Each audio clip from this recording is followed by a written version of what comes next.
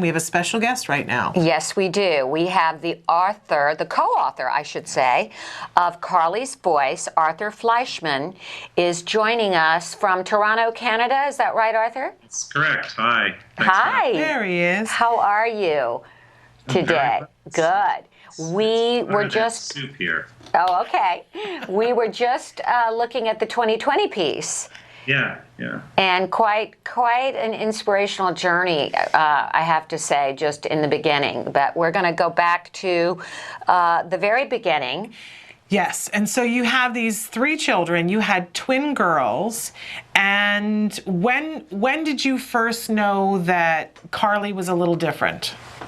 I think we probably sensed it pretty much immediately. I mean, Carly didn't look a lot like her twin. You know, it's a little bit hard with newborns. They're so funny looking anyhow. You know, I love how parents always say how beautiful their baby is. They're not beautiful. You know, newborns are not beautiful. But we could tell within the first couple of months as Taryn developed that Carly was developing quite differently, and she almost immediately started missing milestones. She had, a little bit more of a hazy look in her eyes. So I think we probably knew by month 3 or 4 something was amiss. Yeah. And I gotta say, in the book you detail that when you had your first child, it wasn't a typical experience either, that your child had to have a pretty extensive surgery fairly early. Yeah, we like drama in my family. Yeah. And then you needed some help and support in having the successful pregnancy with the twins. And so I thought it was really interesting that you expressed in the book that you kind of felt like you were owed a really simple experience. That you were going to have the twins, and that it was, you in your karma bank, that it was going to be all hearts and flowers and roses, and it didn't end up that way at all. No, very arrogant of me, wasn't it? No, I think I really related to that, quite honestly, thinking, well, if things have been difficult, that maybe an easier time is going to come. But quite the contrary, you guys had a tough road. Yeah, I think that... I don't know if there's any karmic forces at play here, but yeah, you do sort of expect that if you get struck by lightning once, you won't get nailed again. But then again, maybe if you have a lot of ferrous in your blood, you keep getting hit by hit by lightning. And I think maybe there's just something about our DNA and chemistry that that led to the challenges that Tammy's had with her health, and then of course Carly and son had as a small child. But at some point, you began to realize that there were things going on with Carly, that she was going to need some extra support. How long did it take you? How exhaustive was it in finding and getting a diagnosis? The diagnosis part was not particularly hard. Particularly my wife, I would say, of the two of us, is much more, a student of science. And when she saw something amiss with Carly, she very quickly went into research mode. It wasn't quite as easy then. I think Google maybe was around, I don't recall. But she certainly did a fair bit of research. And she's the one who came back and said, I'll bet you our kid has autism. And we connected with 2 developmental pediatricians and a psychologist. We actually got 3 independent diagnoses fairly quickly at age 2. Okay. And so that, we knew... right off the bat that your best bet is to get your child diagnosed quickly, because that's really the only way to access the services on one hand. And on the other hand, if you don't start young, you don't get the same impact. So getting the diagnosis was not hard, although what we were told is Carly wasn't a garden variety of autism. I think what we know today is there's no such thing as a garden variety of autism. But what we were told in those days 15 years ago, she didn't have garden variety of autism. And so we just kept looking for other conditions, whether it be Fragile X or something else going on, because we were told that she was severely cognitively delayed, that she had oral motor apraxia, so she wouldn't be able to speak. And so we figured maybe there was something in addition. In fact, now that I think about it, one of the developmental pediatricians said, we don't want you to be too focused on the autism because we think there's other stuff going on here, and we're afraid to miss it if you only focus on the autism. Wow. Okay, so she was... I thought about that. Was she completely nonverbal then at 2? Yeah, she had a few words between, I'd say, the ages of 2 and I'll say 6. She could sort of approximate the word juice. and mama and dada, but only with a lot of speech language therapy. It certainly wasn't coming naturally to her. Okay. It was clear right away that verbal communication was not going to be her primary means of communication.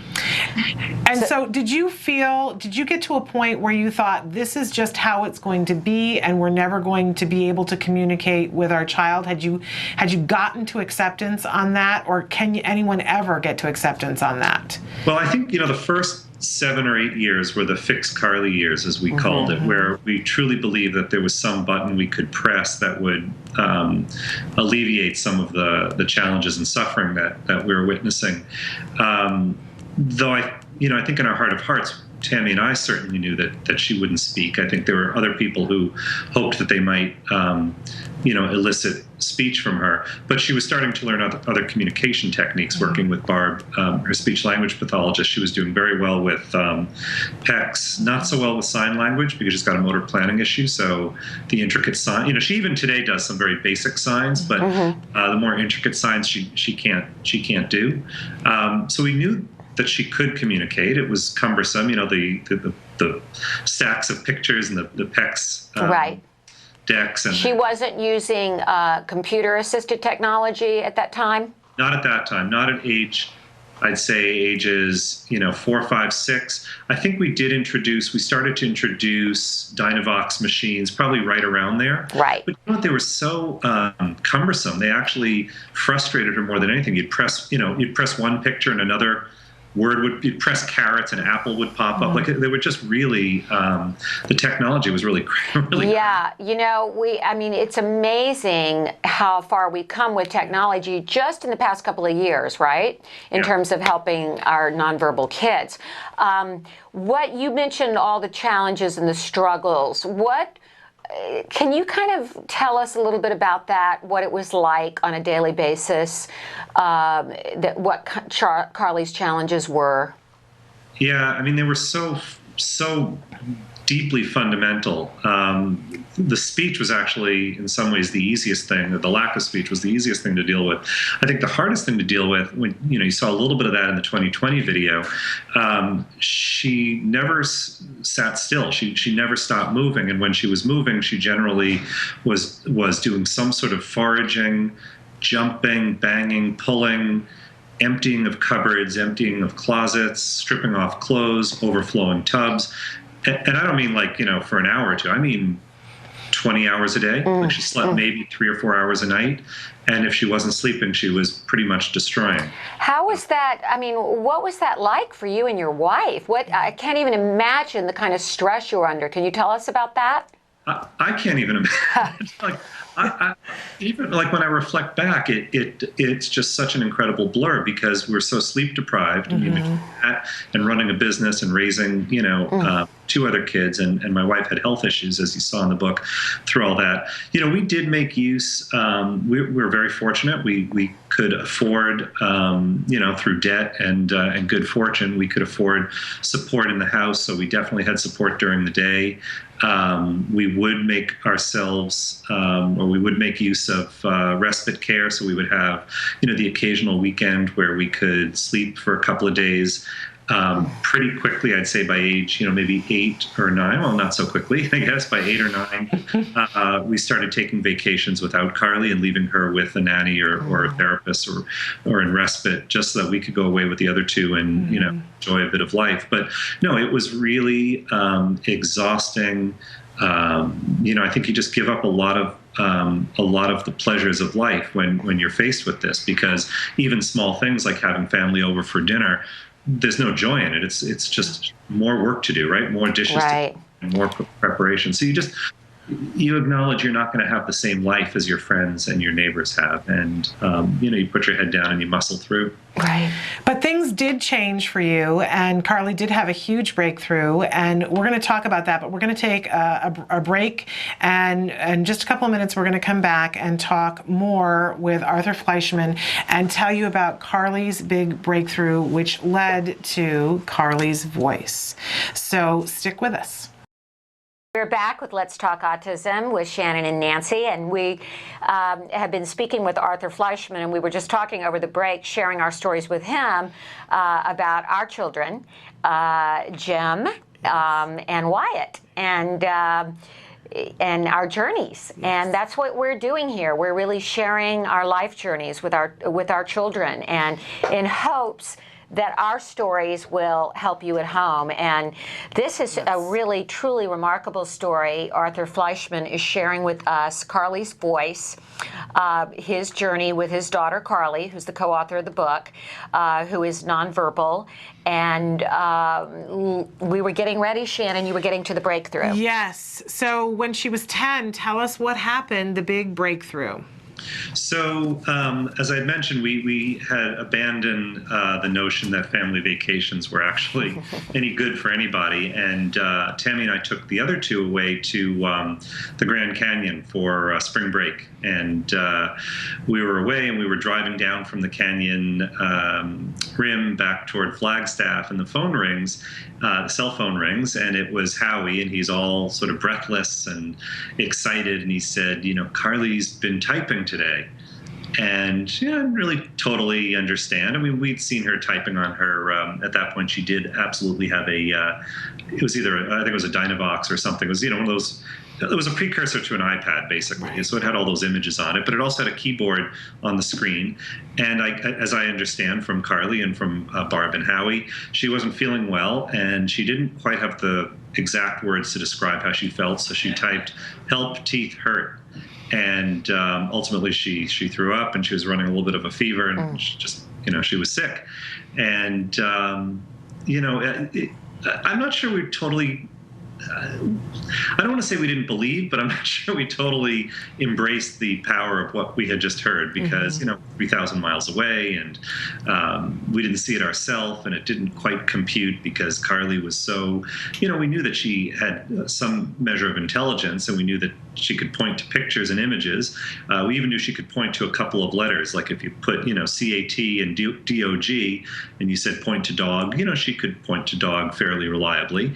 But we never had any sense that she could spontaneously write words that she hadn't been taught. And that was really the opening of, I won't say it was a floodgate, because it was a trickle.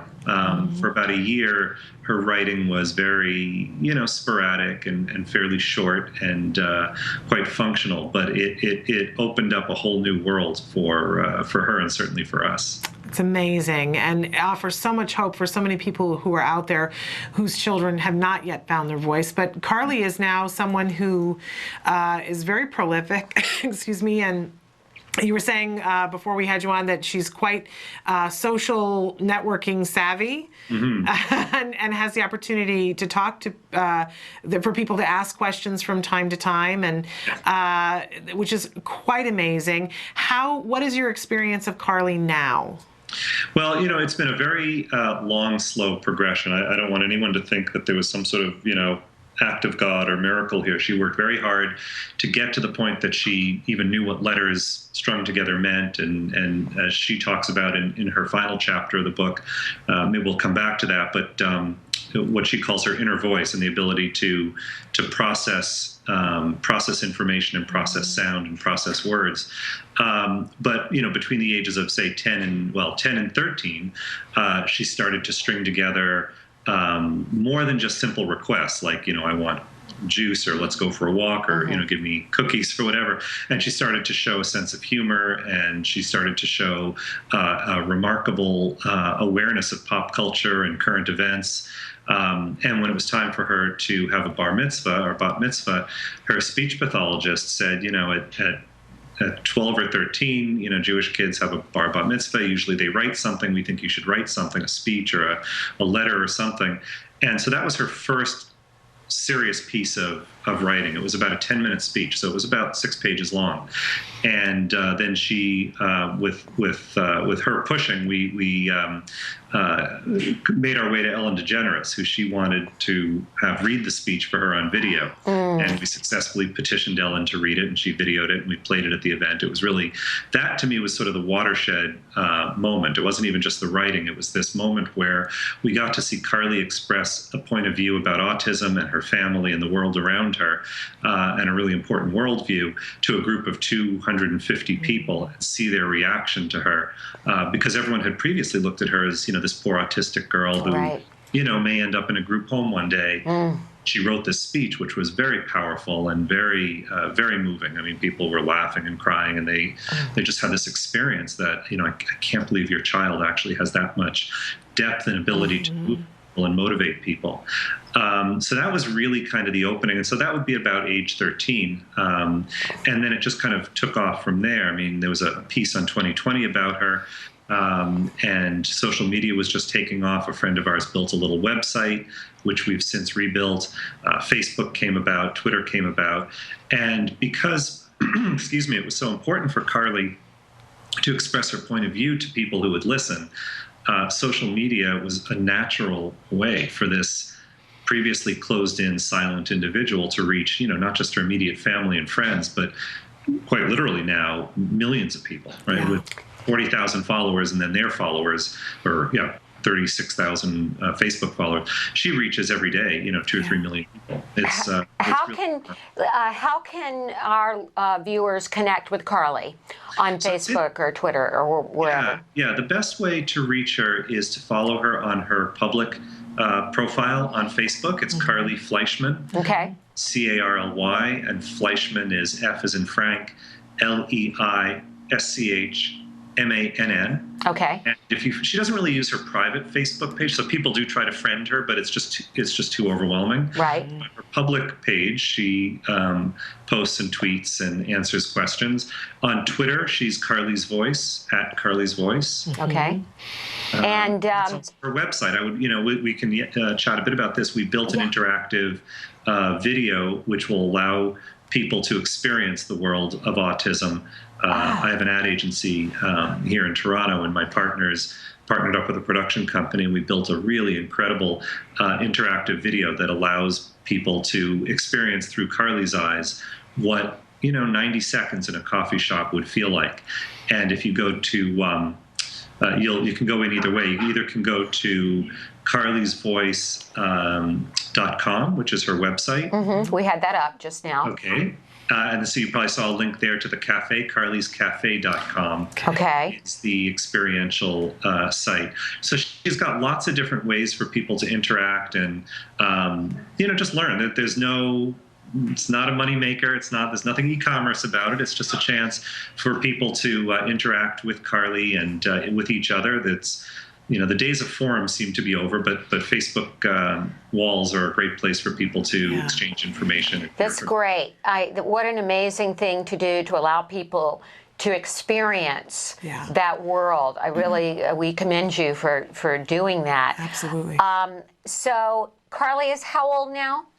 Carly's 17. She's 17. How is she doing today, and what are your hopes for her, Arthur? So, after a couple of years, education was really challenging because as she wrote more and more, we started to see that she was, did not have a very low IQ. In fact, she had a really solid IQ and certainly solid understanding. And it was really hard to find a place that we could educate her where her behaviors could be tolerated and yet her mind could be inspired. So she went back and forth from homeschooling to ABA schools, back to homeschooling. Public schools weren't working out so well. But by about 13, or 14, she was saying, I really want to be in a public school like my sister, like Taryn. And we said, but you can't sit long enough, and she wouldn't write all the time. She would only write sort of spontaneously and very, very slowly. So to make a long story short, she was in an ABA center school, applied behavior analysis centered school for kids with autism. She was really unhappy there by the third year in, and we found a high school in our neighborhood who was willing to do a little test and just take her in for 8 weeks at the end of the school year just to try a class and just to see if she could sit through it. And she more than sat through it. She actually participated. It was some sort of philosophy class where they were exploring dreams and the meaning of it. And it was a grade 10 gifted class, so they were all advanced students. And she nailed it. Like, she just did extremely well. So by the that experiment, the principal said, this is going to take a lot of hard work, but let's see if we can structure a year where she takes maybe 4 classes.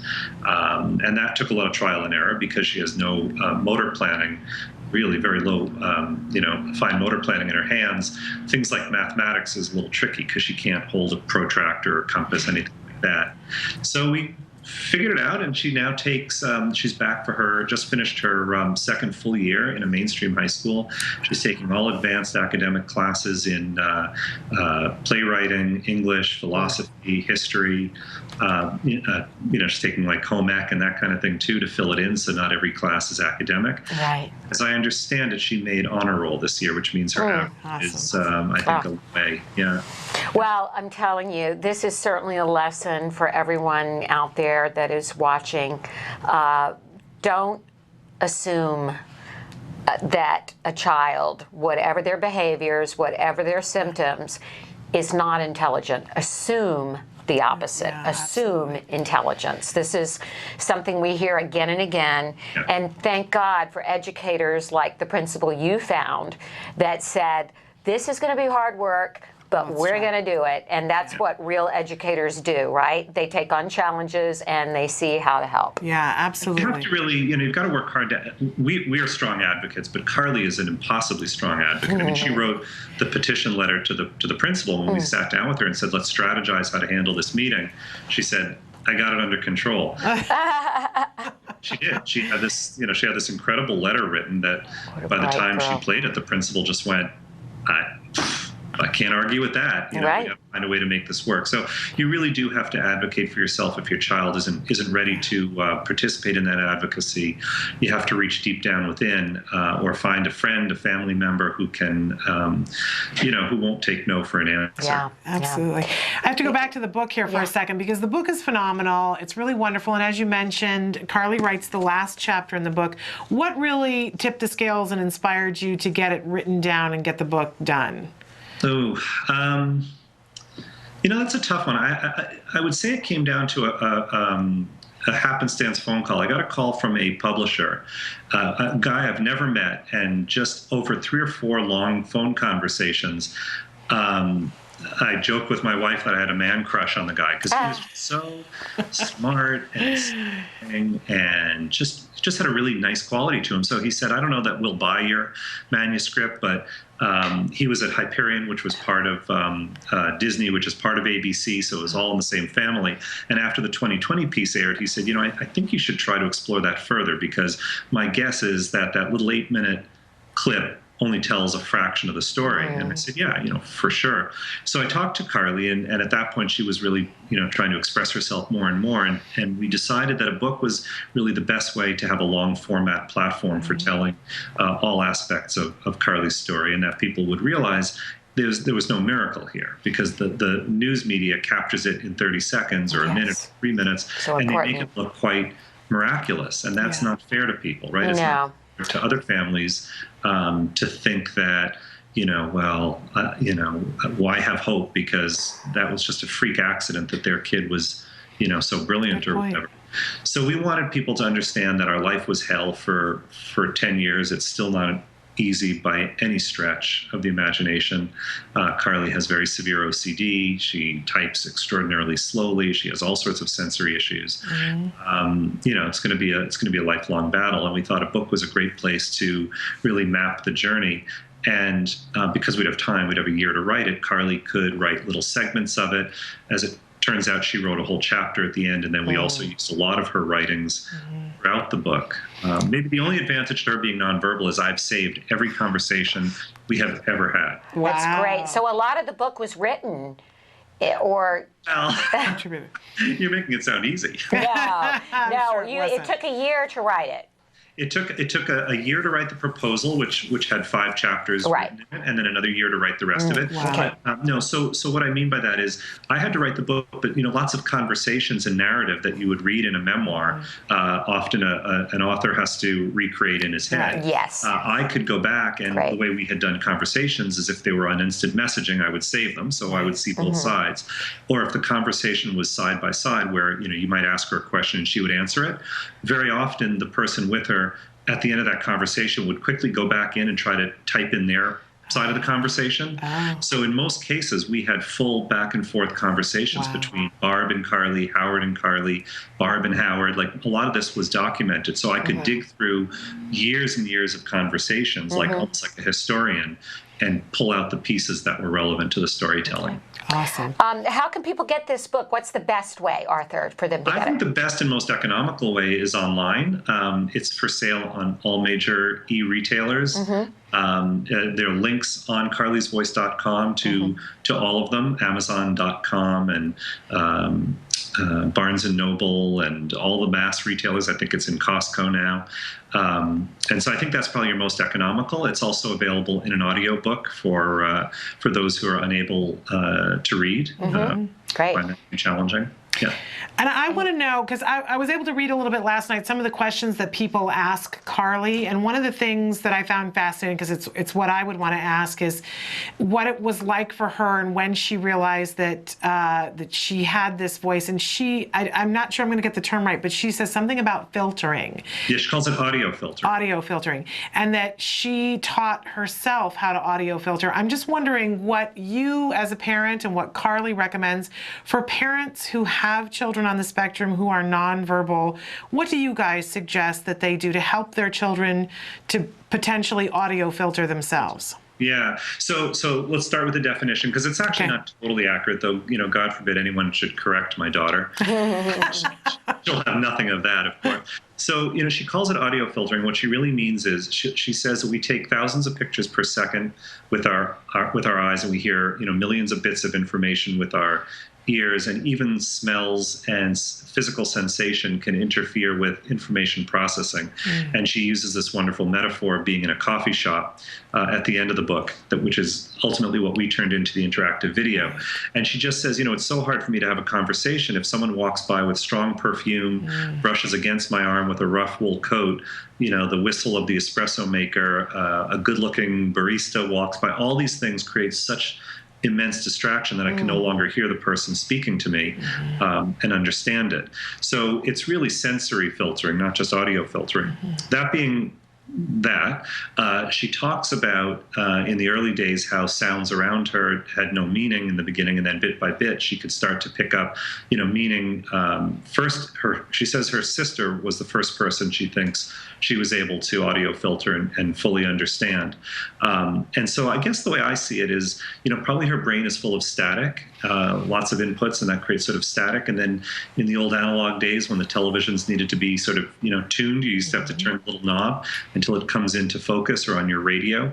I think that's kind of the way it worked with her, that, bit by bit, it started to get clearer. So the only way I can figure out what helped her is to go backward, and she'll give you some sense that she taught herself. I think the ABA helped a lot. She said it, she's like, I don't love ABA, but I do think it helped me organize my thinking. Awesome. Okay. Wonderful. So, I think there were probably a number of things that that contributed to her. We always spoke very clearly and slowly to her. We labeled everything. So anytime she saw a picture, she saw a word. I think there's probably a number of strategies that led to the success. Okay, wonderful. Well, your story is so inspirational. It's an amazing story, and there's so many lessons to be learned about tenacity, as you said, no overnight miracles, and we hope the parents out there hear that. If there's one thing you could leave us with, Arthur, what would it be? One, a closing thought to parents out there who maybe have a child who's been diagnosed with severe autism and is a nonverbal. Do you have any advice you might want to give them, or words of wisdom? Yeah, I mean, I guess maybe where I'd leave you is sort of with two thoughts. One is you touched on it. One of you so rightly said, don't judge a book by its cover. You're going to get this diagnosis, and immediately you will assume the worst, because that's generally what gets played out in the press and so forth. Do prepare yourself for just an ungodly amount of work and effort, and it is absolutely worth it. Will you have the same outcomes that Carly has had? I don't know. I mean, Carly has had 40 to 60 hours of therapy a week since she was 3 years old. So And she still continues to have it. So, that I think has been a major contributing factor, that she has so much intervention. But get your kid as much intervention as you possibly can. Speech language pathology, don't ignore the communication side. And then the last thing I'd say, so obviously sign yourself up for as much effort and involvement as you can. And then don't blame yourself. Cut yourself some slack, because there's a lot of guilt and there's not a lot of time for that. You don't really, it's wasteful and it doesn't help anything. And if you need to leave your kid, in good care for some respite and go out for dinner, go out for a movie, or take a short vacation, or just take a walk, by yourself or with your partner, just do it. There's no guilt in it, and your kid will be fine. Not every day has to be perfect for them, right? Okay. All great advice. Great advice, and please get the book. Yes, get the book and visit carlysvoice.com so that you can learn more about this incredible family's journey. And thank you so much, Arthur, for being with us and for taking the time. It's really been wonderful. It's been great speaking with you, and we wish you the best and your family, especially to Carly, and we will spread the word on your remarkable journey, and hopefully get more people to buy this book. It's so valuable. Thank you so much, Arthur. Thank you. Thank you keep up the good work. Thank you so much. Bye-bye. Bye-bye.